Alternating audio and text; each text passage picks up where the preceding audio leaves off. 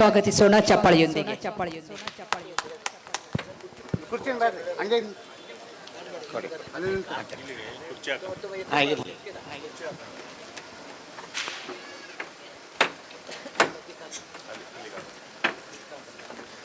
ಇದಾದ ನಂತರ ಕಾರ್ಯಕ್ರಮದ ಪ್ರಮುಖ ಘಟ್ಟ ಸಾಂಬಯ್ಯ ಹಿರೇಮಠದಿಂದ ಜನಪದ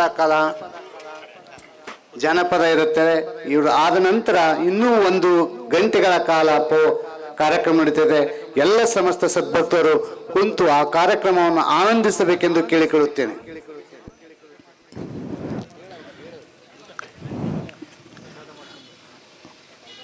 ಬಂಧುಗಳೇ, ವೇದಿಕೆ ಮೇಲೆ ಹಾಸನರಾಗಿರ್ತಕ್ಕಂಥ ತಾಯಿ ಮತ್ತು ತಂದೆಯ ಹೃದಯನ ಎತ್ತಿ ಹಿಡಿದು ಈ ಕ್ಷೇತ್ರದ ನಡೆದಾಡೋ ದೇವರಾಗಿರ್ತಕ್ಕಂಥ ಸ್ವಾಮೀಜಿಗಳ ಪಾದಾರಕ್ಕೆ ವಂದಿಸುತ್ತಾ ಹಾಗೂ ಅವರ ಜೊತೆಯಲ್ಲಿರ್ತಕ್ಕಂಥ ದೇಶ ಕಟ್ಟುವಂತ ಮೂರ್ತಿಗಳಾಗಿರ್ತಕ್ಕಂಥ ಎಲ್ಲ ಸ್ವಾಮೀಜಿಗಳಿಗೆ ಹಾಗೂ ನನ್ನ ರೀತಿಯ ಸಾಧನೆಗಳನ್ನ ಮಾಡಿ ಇವತ್ತು ಇಂಥ ಒಂದು ಸುಂದರವಾದ ಕಾರ್ಯಕ್ರಮಕ್ಕೆ ಮೆರುಗು ಕೊಟ್ಟಿರತಕ್ಕಂಥ ಎಲ್ಲ ಪ್ರಶಸ್ತಿ ಪುರಸ್ಕೃತರಿಗೆ ಹಾಗೂ ವೇದಿಕೆಯ ಮುಂಭಾಗದಲ್ಲಿ ಹಾಸನರಾಗಿರ್ತಕ್ಕಂಥ ಎಲ್ಲ ನನ್ನ ಕನ್ನಡ ಅಭಿಮಾನಿ ದೇವರುಗಳಾಗಿರ್ತಕ್ಕಂಥ ತಂದೆ ತಾಯಿಗಳಿಗೆ ಹಾಗೂ ಅಕ್ಕ ತಂಗಿಯರಿಗೆ ಹಾಗೂ ನನ್ನ ಎಲ್ಲ ಬಂಧು ಬಳಗಕ್ಕೆ ನನ್ನ ಶರಣಾರ್ಥಿಯನ್ನ ತಿಳಿಸುತ್ತಾ ನನ್ನ ಒಂದು ಜೀವನದ ಕಥೆಯನ್ನ 2 ಅಥವಾ 3 ನಿಮಿಷದಲ್ಲಿ ನಾನು ಹೇಳ್ತಾ ಇದ್ದೀನಿ. ಯಾಕೆಂದ್ರೆ ಕಾಲ ಜಾಸ್ತಿ ಇಲ್ಲ. ಬಂಧುಗಳೇ, ವಿಶೇಷ ಚೇತನರ ಒಳಗಿದೆ ಅದಮ್ಯ ಚೇತನ ಅನ್ನೋದಕ್ಕೆ ಸ್ಫೂರ್ತಿಯಾಗಿ ಇಂಥ ಸ್ವಾಮೀಜಿಗಳ ಆಶೀರ್ವಾದದಿಂದ ಇವತ್ತು ದಿನ ನಾನು ಭಾರತ ದೇಶದ ಅತ್ಯುನ್ನತ ನಾಗರಿಕ ಪ್ರಶಸ್ತಿಗೆ ಭಾಜನರಾಗಿದ್ದೇನೆ. ಅದು ಪ್ರಶಸ್ತಿ ನಿಮ್ಮ ಪ್ರಶಸ್ತಿ, ನಿಮ್ಮೆಲ್ಲರ ಸಾರ್ವಭೌಮತೆಗೆ ಸಿಕ್ಕಿರ್ತಕ್ಕಂಥ ಪ್ರಶಸ್ತಿ. ಆದ್ರೆ ಇದರ ಹಿಂದೆಗಡೆ ನನ್ನ ತಂದೆ ತಾಯಿಗಳ ಪರಿಶ್ರಮ ಇವತ್ತು ದಿನ ಈ ಕ್ಷೇತ್ರದ ಒಂದು ನಡೆದಾಡೋ ದೇವರು ಏನು ಸಾಹಸ ಬಿದ್ದು ಏನು ಸಾಧನೆ ಮಾಡಿ ಯಾರತ್ರನು ತಲೆ ತಗ್ಗಿಸಿ ಒಂದು ಈ ನಾಡನ್ನ ಈ ಒಂದು ಕಾಡಸಿದ್ದೇಶ್ವರ ಸ್ವಾಮಿಯ ಕ್ಷೇತ್ರವನ್ನ ಒಂದು ಸ್ವರ್ಗದ ಹಾಗೆ ಮಾಡಿರ್ತಕ್ಕಂಥ, ಅಷ್ಟು ಕಷ್ಟ ಬಿದ್ದು ಮಾಡಿರ್ತಕ್ಕಂಥ, ಏನ್ ಕಷ್ಟ ಬಿದ್ದರ ಅದು ಅಷ್ಟೇ ಕಷ್ಟವನ್ನ ನನ್ನ ತಂದೆ ತಾಯಿಗಳು ಬಿದ್ದು ನನ್ನನ್ನ ಸಾಕಿ ಬೆಳೆಸಿ ಅವರ ಕಣ್ಣಿನಲ್ಲಿ ರಕ್ತ ಬಂದರೂ ಕೂಡ ಅದು ಪನ್ನೀರು ಅಂತ ಭಾವಿಸ್ಕೊಂಡು ಇವತ್ತು ದಿನ ನನಗೆ ಇಷ್ಟೊಂದು ಒಂದು ಚೈತನ್ಯವನ್ನ ಕೊಟ್ಟಿದ್ದಾರೆ ಅಂತ ಹೇಳಿದ್ರೆ ಇದೇ ಭಾರತಾಂಬೆಯ ಒಂದು ವರ ಅಂತ ಹೇಳಿಕ್ ನಾನು ಇಷ್ಟಪಡ್ತೇನೆ. ಇಂಥ ವರವನ್ನ ಇಡೀ ಜಗತ್ತಿಗೆ ತೋರಿಸಿಕೊಟ್ಟಂತ ಏಕೈಕ ವ್ಯಕ್ತಿ ಯಾರಾದರೂ ಇದ್ದಾರೆ ಅಂತ ಹೇಳಿದ್ರೆ ಅದು ನರೇಂದ್ರ ಮೋದಿಜಿ. ನಿಜವಾಗ್ಲೂ ಅವರು ಯಾರು ಅಸಹಾಯಕರಿದ್ದಾರೆ, ಯಾರು ಸಮರ್ಥರಿಲ್ವೋ, ಯಾರು ನೊಂದಿರ್ತಾರೋ ಅಂತ ಶಕ್ತಿಗಳನ್ನ ಕೆಸರಿನಲ್ಲಿ ಹುಡುಕಿ ಇವತ್ತು ದಿನ ಇಂಥ ಪ್ರಶಸ್ತಿಗೆ ಭಾಜನರಾಗಿ ಮಾಡಿದ್ದಾರೆ. ಇದಕ್ಕೆ ನಾನು ಭಾರತಾಂಬೆಗೆ ನನ್ನ ನಮನವನ್ನ ಸಲ್ಲಿಸ್ತೇನೆ. ಆ ಭಾರತಾಂಬೆನೂ ನನ್ನ ತಾಯಿ ಮತ್ತು ನನ್ನ ತಂದೆ ಆ ಹೃದಯವನ್ನ ಅಲ್ಲಿ ನೋಡ್ತಾ ಇದ್ದೀನಿ. ನಿಮ್ಮೆಲ್ಲರ ಒಂದು ಸಾನ್ನಿಧ್ಯದಲ್ಲಿ ನನ್ನ ನಡೆದಾಡೋ ದೇವರು ಸ್ವಾಮೀಜಿ ಅವರು ನನ್ನನ್ನ ಕರೆಸಿ ಈ ಭಾಗದಲ್ಲಿ ನಿಮ್ಮಂತ ತಂದೆ ತಾಯಿಗಳ ಎದುರುಗಡೆ ನನಗೆ ಸನ್ಮಾನ ಮಾಡಿರ್ತಕ್ಕಂಥದ್ದು ನನ್ನ ಸೌಭಾಗ್ಯ, ನನ್ನ ಸಂಸಾರದ ಸೌಭಾಗ್ಯ, ಇಡೀ ಜಗತ್ತಿನ ಸೌಭಾಗ್ಯ ಅಂತ ಹೇಳಿದ್ರು ಕೂಡ ತಪ್ಪಾಗಲ್ಲ ಅಂತ ಹೇಳಿ ನನಗೆ ಭಾಸವಾಗ್ತಾ ಇದೆ.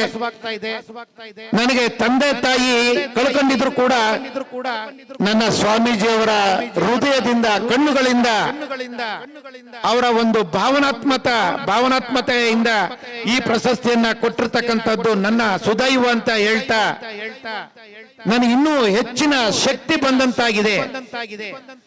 ನನಗೆ ಚಿಕ್ಕ ವಯಸ್ಸಿನಲ್ಲಿ ನನ್ನ ಸ್ಕೂಲ್ಗೂ ಕೂಡ ಸೇರಿಸ್ಕೊಳ್ಳಿಲ್ಲ. ನನ್ನ ತಂದೆ ಕಡು ಬಡವರು, ಅವತ್ತು ದಿನ ಕೂಲಿಗೆ ಹೋಗ್ಬೇಕು, ಕೂಲಿ ಮಾಡ್ಕೊ ಬಂದು ಜೀವನ ಮಾಡಬೇಕು, ಊಟಕ್ಕೂ ತೊಂದರೆ. ಅಂತ ಒಂದು ಸನ್ನಿವೇಶದಲ್ಲಿ ನನ್ನ ತಂದೆ ನನ್ನ ತಾಯಿ ಎದೆ ಹಾಲು ಕುಡಿಸಕ್ಕೂ ಕೂಡ ಕಷ್ಟ ಬೀಳ್ತಾ ಇದ್ರು. ನನ್ನ ತಾತನವರು ಗೇಲಿ ಮಾಡಿದ್ರಂತೆ. ನನ್ನ ತಾಯಿಯ ತಂದೆ ಅಲ್ಲ, ನನ್ನ ತಾಯಿಯ ತಂದೆಯ ಸಹೋದರ ಅಂದ್ರೆ ನನ್ನ ಚಿಕ್ಕ ತಾತ ಹೇಳ್ತಿದ್ರಂತೆ, ಅಮ್ಮಣಿ, ನಮ್ಮ ತಾಯಿ ಹೆಸರು ಅಮ್ಮಣಿ ಅಂತ, ಇನ್ನೊಂದು ಲಕ್ಷ್ಮೀ ದೇವಮ್ಮ ಅಂತ, ಲಕ್ಷ್ಮಮ್ಮ ಅಂತ. ಅಮ್ಮಣಿ, ನಿನ್ನ ಮಗುಗೆ ಹಾಲು ಕುಡ್ಸಕ್ ಹಾಲಿಲ್ಲ ಅಂತ ಹೇಳಿದ್ರೆ ನಿನ್ನ ಎದೆ ನೋವು ಬಂದ್ರೆ ಆ ಹಾಲನ್ನ ಕರೆದ್ಬಿಟ್ಟು ನಾಯಿಗೋ ಬೆಕ್ಕಗೆ ಹಾಕ್ಬಿಡಮ್ಮ ಅಂತ ಹೇಳ್ತಾ ಇದ್ರಂತೆ. ಆದ್ರೆ ಇವತ್ತು ಆ ತಾತ ನನಗೆ ಇಲ್ಲ. ಇವ್ರು ಹೇಳಿದ್ರಂತೆ ನನ್ನ ತಾಯಿ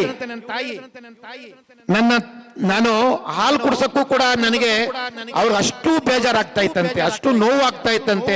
ನಾನು ಹಾಲನ್ನೇ ಕುಡಿತಾ ಇರಲ್ವಂತೆ, ಏನ್ ಮಾಡಿದ್ರು ಅಳ್ತಾನೆ ಇದ್ದಂತೆ ನಾನು ಹುಟ್ಟಿದಂತ ಸಮಯದಲ್ಲಿ. ನನಗೆ ಇದು 6-7 ತಿಂಗಳ ಮಗುನಲ್ಲಿ ಪೋಲಿಯೋ ಅಟ್ಯಾಕ್ ಆದದ್ದು. 6-7 ತಿಂಗಳು ನನಗೆ ಕೈ ಕಾಲು ಬಿದ್ದು ಹೋಗಿ 2.5 ವರ್ಷದ ನಂತರ ನನಗೆ ಗೊತ್ತಾಗಿರ್ತಕ್ಕಂಥದ್ದು. ನಮ್ಮ ತಂದೆ ತಾಯಿ ನನಗೆ ಬೋಧನೆ ಮಾಡಿರ್ತಕ್ಕಂಥದ್ದು. ನನ್ನ ತಂದೆ ಈ ಮಗುನ ಹೇಗಾದ್ರೂ ಮಾಡಿ ಈ ದೇಶದ ಅವಿಭಾಜ್ಯ ಅಂಗ ಮಾಡಬೇಕು ಅಂತ ತಿಳ್ಕೊಂಡು ನನ್ನ ತಂದೆ ಇವತ್ತು ದಿನ ಅತ್ಯುನ್ನತ ನಾಗರಿಕ ಪ್ರಶಸ್ತಿ, ಕರ್ನಾಟಕದ ರಾಜ್ಯೋತ್ಸವ ಪ್ರಶಸ್ತಿ, ರಾಜ್ಯ ಪ್ರಶಸ್ತಿ, ಕರ್ನಾಟಕದಲ್ಲಿ ಯಾವ್ಯಾವ ಪ್ರಶಸ್ತಿಗಳಿದಾವೋ ಅಷ್ಟೂ ಕೂಡ ನನ್ನ ತಂದೆ ತಾಯಿಗಳು ಕೊಟ್ಟಿರ್ತಕ್ಕಂಥ ವರ.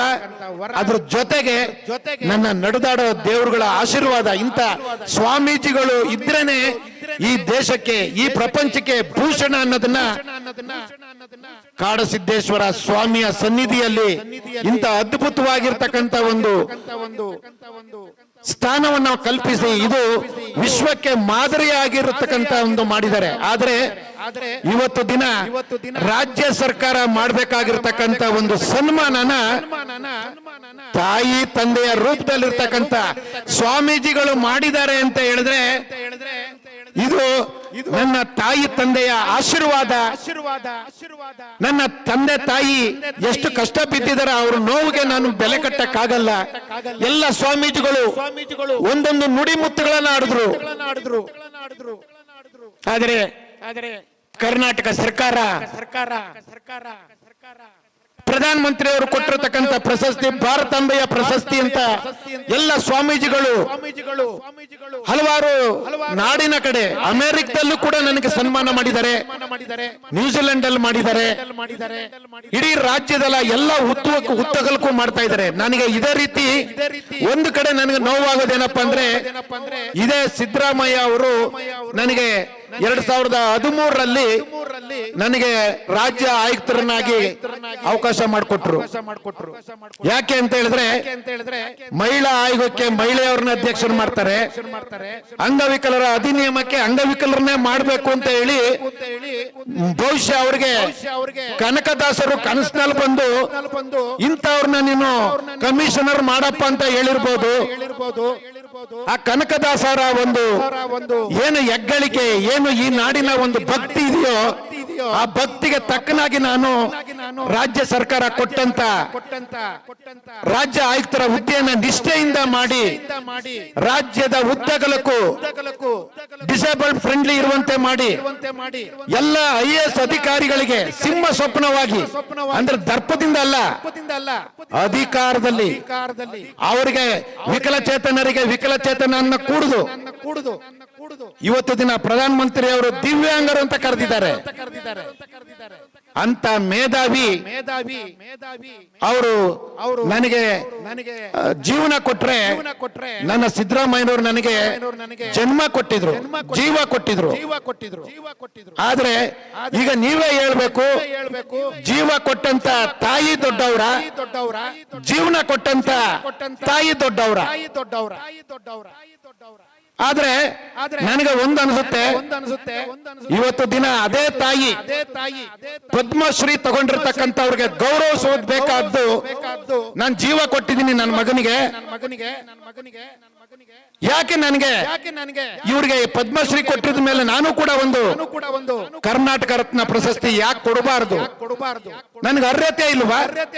ಇದು ನಿಮ್ಮ ಪ್ರಶಸ್ತಿ, ನಿಮಗೆ ಸಿಗುವಂತ ಕರ್ನಾಟಕ ರತ್ನ ಪ್ರಶಸ್ತಿ. ಇಂಥ ಸ್ವಾಮೀಜಿಗಳಿಗೆ ಕೊಡುವಂತ ಬಳುವಳಿ ಅದು, ನಂದಲ್ಲ ಪ್ರಶಸ್ತಿ ಅದು. ಇವತ್ತು ದಿನ ಪದ್ಮಶ್ರೀ ಪ್ರಶಸ್ತಿ ಕೂಡ ಇಡೀ ಭಾರತ ದೇಶದಲ್ಲಿರ್ತಕ್ಕಂಥ ಎಲ್ಲ ಭಾರತೀಯರ ಒಂದು ಕೀರ್ತಿ ಅದು. ಆ ಕೀರ್ತಿ ನೋಡ್ಕೊಂಡು ಇವತ್ತು ದಿನ ಬೆಂಗಳೂರು ಯೂನಿವರ್ಸಿಟಿ ನನಗೆ ಡಾಕ್ಟರೇಟ್ ಕೊಡ್ತು. ಆ ಡಾಕ್ಟರೇಟ್ ನನಗಲ್ಲ, ನನ್ನ ಅಭಿಮಾನಿ ದೇವರುಗಳಿಗೆ, ಕನ್ನಡ ಅಭಿಮಾನಿ ದೇವರುಗಳಿಗೆ, ನನ್ನ ತಂದೆ ತಾಯಿಗಳು ಕೊಟ್ಟಂತ ಡಾಕ್ಟರೇಟ್ ಅಂತ ನಾನು ಭಾವಿಸ್ತಾ ಇದ್ದೀನಿ. ಅದೇ ರೀತಿ ಮಂಡ್ಯ, ನಾನು ಹುಟ್ಟಿದಂತ ಊರು ಮಂಡ್ಯ ಯೂನಿವರ್ಸಿಟಿ ಕೂಡ ಡಾಕ್ಟರೇಟ್ ಕೊಡ್ತು. ಅದೇ ರೀತಿ ಹಲವಾರು ಕಡೆ ಈಗ ಆಲ್ರೆಡಿ ಬುಕ್ ಆಗಿದೆ.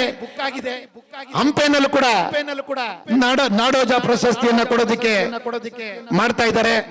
ಈಗ ಆಲ್ರೆಡಿ ನಾನು ಇದೇ ರೀತಿ ಕೈಗಾರಿಕೆ ಮಾಡಿದ್ದೀನಿ. 1,000 ಜನ ವಿಕಲಚೇತನರಿಗೆ ಕೆಲಸ ಕೊಟ್ಟಂತ ಯೋಗಿ ಆಗಿದ್ದೀನಿ. ಅದೇ ರೀತಿ ಅಂತಾರಾಷ್ಟ್ರೀಯ ಮಟ್ಟದಲ್ಲಿ ಡಿಸ್ಕಸ್ ಥ್ರೋನಲ್ಲಿ ಚಿನ್ನದ ಮೆಡಲ್ ತಂದಿದ್ದೀನಿ, ಸ್ವಿಮ್ಮಿಂಗ್ ನಲ್ಲಿ ಸಿಲ್ವರ್ ಮೆಡಲ್ ತಂದಿದ್ದೀನಿ. ಇದು ಎಲ್ಲಕ್ಕಿಂತ ಹೆಚ್ಚಾಗಿ ಈಗ ಒಂದು 4-5 ದಿನದ ಹಿಂದೆ ಒಂದು ಜಲಸ್ತಂಭ ಯೋಗ, ನೀರಿನ ಮೇಲ್ಗಡೆ ಕೈ ಕಾಲು ಇಲ್ಲದೆ ಇದ್ರೂ ಕೂಡ ನಾನು ಯೋಗ ಮಾಡಬಹುದು ಅನ್ನೋದನ್ನ ಜಗತ್ತಿಗೆ ತೋರಿಸಿಕೊಟ್ಟಂತ ಏಕೈಕ ವ್ಯಕ್ತಿಯಾಗಿದ್ದೀನಿ. ಇದು ಕರ್ನಾಟಕ ತಾಯಿಯ ವರಪುತ್ರರಾಗಿ ನನ್ನ ನಡೆದಾಡೋ ದೇವರ ಆಶೀರ್ವಾದದಿಂದ ಇನ್ನೂ ಒಂದು ಹೆಜ್ಜೆ ಇವತ್ತು ದಿನ ನಾಳೆ ಪಾಂಡಿಚೇರಿಯಲ್ಲಿ ಮುಖ್ಯಮಂತ್ರಿಗಳು ನನಗೆ ಸನ್ಮಾನ ಇಟ್ಕೊಂಡಿದ್ದಾರೆ. ಅಲ್ಲಿಗೆ ಇಲ್ಲಿಂದ ನಾನು ಬೆಂಗಳೂರಿಂದ ಕಾರನ್ನ ಓಡಿಸ್ಕೊಂಡೋಗಿ ಅದನ್ನು ಕೂಡ ಗಿನ್ನಿಸ್ ಮತ್ತು ಲಿಮ್ಕಾ ಮತ್ತು ಅಂತಾರಾಷ್ಟ್ರೀಯ ವರ್ಲ್ಡ್ ಇದಕ್ಕೆ ರೆಕಾರ್ಡ್ ಮಾಡಬೇಕು ಅನ್ನೋ ಉದ್ದೇಶದಿಂದ ಅದನ್ನು ಕೂಡ ಭಾಗವಹಿಸ್ತಾ ಇದ್ದೀನಿ. ಇದೇ ರೀತಿ ನನ್ನ ಎಲ್ಲ ತಂದೆ ತಾಯಿಂದ್ರುಗಳಿಗೆ ಏನಾದ್ರೂ ನನ್ನಂತ ಪುತ್ರರು ಅಥವಾ ಪುತ್ರಿಯರು ಹುಟ್ಟಿದ್ರೆ ಅವ್ರಿಗೆ ನೀವು ಕೊಡ್ಬೇಕಾಗಿರ್ತಕ್ಕಂಥದ್ದು ಅನುಕಂಪ ಅಲ್ಲ, ಅವಕಾಶ. ನೀವು ಅವಕಾಶ ಕೊಡಿ. ಅವರು ದಿವ್ಯಾಂಗರಾಗಿದ್ರು ಕೂಡ ಅವರಲ್ಲಿ ಇರ್ತಕ್ಕಂಥ ಅದಮ್ಯ ಚೇತನ ನಾನೊಬ್ಬ ನಿಮ್ಮ ಮುಂದೆ ಇರ್ತಕ್ಕಂಥ ಮಗನಾಗಿ ಇವತ್ತು ದಿನ ನಾನು ಹೇಳೋದಿಷ್ಟೇ. ಮಕ್ಕಳುಗಳಿಗೆ ಇವ್ರು ಅಂಗವಿಕಲರಾಗ್ಬಿಟ್ಟಿದ್ದಾರೆ, ಇವ್ರಿಗೆ ಆಸ್ತಿನ ಕೊಡಬಾರ್ದು, ಇವ್ರಿಗೆ ಇದು ಕೊಡಬಾರ್ದು, ಆ ತರದೆಲ್ಲ ಯಾವುದನ್ನು ನೀವು ಮನಸ್ಸಲ್ಲಿ ಇಟ್ಕೋಬಾರ್ದು. ಅವ್ರಿಗೆ ಫಸ್ಟ್ ಆದ್ಯತೆ ಕೊಡಬೇಕಾಗಿರ್ತಕ್ಕಂಥದ್ದು ಅವಕಾಶ. ಅವ್ರಿಗೆ ಅನುಕಂಪ ಬೇಡ. ಸರ್ಕಾರನು ಕೂಡ ಇವತ್ತು ದಿನ ಅನುಕಂಪದಲ್ಲಿ ಅವಕಾಶಗಳನ್ನ ಕೊಡ್ತಾ ಇದೆ. ಅನುಕಂಪ ಬೇಕಾಗಿಲ್ಲ. ಇವತ್ತು ದಿನ ನಾನು ಮಾನ್ಯ ನನ್ನ ಜನಪ್ರಿಯ ವಿಶ್ವಪ್ರಿಯ ನರೇಂದ್ರ ಮೋದಿಜಿ ಅವರ ಹತ್ರ ನಾನು ಮಾತಾಡಿದ್ದೀನಿ. ನನ್ನ ಒಂದು ಸಂಭಾಷಣೆ ಕೇಳಿದರೆ ನಾನು ಹೇಳಿದ್ದೀನಿ ಅವ್ರಿಗೆ, ರಾಜಣ್ಣಾಜಿ ಕೈಸಾ ತುಮಾರ ದಿಲ್ ತುಮಾರ ಸಾಧನ್ ವಿಶ್ವ ದೇಖ್ತಾ ಹೈ ಅಂತ ಹೇಳಿದ್ರು. ನಾನು ಅವ್ರ ಹತ್ರ ಮಾತಾಡಿದಾಗ ಇದಕ್ಕೆ ನಾನು ಹೇಳಿದೆ, ನೀವು ನನ್ನ ದೇಶ, ನೀವು ನನ್ನ ದೇಶ ಸರ್. ದಯಮಾಡಿ ನಮ್ಮಂತ ದಿವ್ಯಾಂಗರಿಗೆ ಒಂದು ರಾಜ್ಯಸಭೆಯಲ್ಲಿ ಅವಕಾಶಗಳನ್ನ ಮಾಡಿಕೊಡಿ ಅಂತ ಹೇಳಿದಾಗ ಬಹಳ ಖುಷಿಯಿಂದ ನನಗೆ ಮಾತುಗಳನ್ನ ಹೇಳಿದ್ದಾರೆ. ಅದನ್ನ ಈ ಸಮಯದಲ್ಲಿ ಇಷ್ಟು ಕಷ್ಟ ಬಿದ್ದು ಈ ಕಾಡ ಸಿದ್ದೇಶ್ವರರ ಸ್ವಾಮಿಯ ಸನ್ನಿಧಿನಲ್ಲಿ ಇಂಥ ಒಂದು ಸ್ವರ್ಗನೇ ನಿರೂಪಣೆ ಮಾಡಿರ್ತಕ್ಕಂಥ ನನ್ನ ನಡೆದಾಡೋ ದೇವರಾಗಿರ್ತಕ್ಕಂಥ ಸ್ವಾಮೀಜಿಗಳ ಆಶೀರ್ವಾದ ಇದ್ರೆ ನನಗೆ ರಾಜ್ಯಸಭೆಗೂ ಅವಕಾಶ ಸಿಗುತ್ತೆ ಅನ್ನೋ ಮಾತನ್ನ ಹೇಳ್ತಾ ಇಡೀ ರಾಜ್ಯದಲ್ಲ ಇಡೀ ದೇಶದ ದಿವ್ಯಾಂಗರಿಗೆ ಕಣ್ಣೀರು ಒರೆಸುವಂತ ಕೆಲಸಗಳನ್ನ ಮಾಡ್ತೇನೆ ಅಂತ ಸ್ವಾಮೀಜಿಗಳ ಮುಂದೆ ನನಗೆ ಏನು ಬಿರುದು ಕೊಟ್ಟಿದ್ದಾರೆ ಈ ಬಿರುದನ್ನ ಒಂದು ಪ್ರಾಮಾಣಿಕವಾಗಿ ಒಂದು ಪ್ರಮಾಣ ಮಾಡಿ ನಾನು ಈ ಸಮಯದಲ್ಲಿ ಸ್ವಾಮೀಜಿಗಳ ಪಾದಗಳಿಗೆ ನಮಸ್ಕರಿಸುತ್ತಾ ನಾನು ಆ ಶಕ್ತಿಯನ್ನ ಕೊಡಬೇಕು, ಆ ಶಕ್ತಿ ಸಿಗಬೇಕು, ನನಗಲ್ದಾದ್ರೂ ಕೂಡ ಇನ್ನೊಬ್ಬ ದಿವ್ಯಾಂಗನಿಗಾದ್ರೂ ಸಿಗಬೇಕು ಅನ್ನೋದು ಆಶಿಸುತ್ತಾ ನಾನು ನಿಮ್ಮ ಮುಂದೆ ನನಗೆ ಎರಡು ಮಾತುಗಳನ್ನು ಆಡೋದಕ್ಕೆ ನನ್ನ ಆರಾಧ್ಯ ದೈವ ಅವಕಾಶ ಕೊಟ್ಟಂತ ಮೂರ್ತಿಗೆ ನಾನು ಚಿರಋಣಿಯಾಗಿರ್ತೀನಿ. ಮತ್ತೊಮ್ಮೆ ಈ ನಮ್ಮ ನೊಣಕೆರೆ ಹಾಗೂ ತಿಪ್ಟೂರಿನ ಕಲ್ಪವೃಕ್ಷ ನಾಡಿಗೆ ನಾನು ಚಿರಋಣಿ ಆಗಿರ್ತೇನೆ ಅಂತ ಹೇಳ್ತಾ ನನ್ನ ಎರಡು ಮಾತುಗಳ ಮುಗಿಸ್ತೇನೆ. ಶರಣು ಶರಣಾರ್ಥಿ. ಜೈ ಹಿಂದ್, ಜೈ ಕರ್ನಾಟಕ ಮಾತೆ.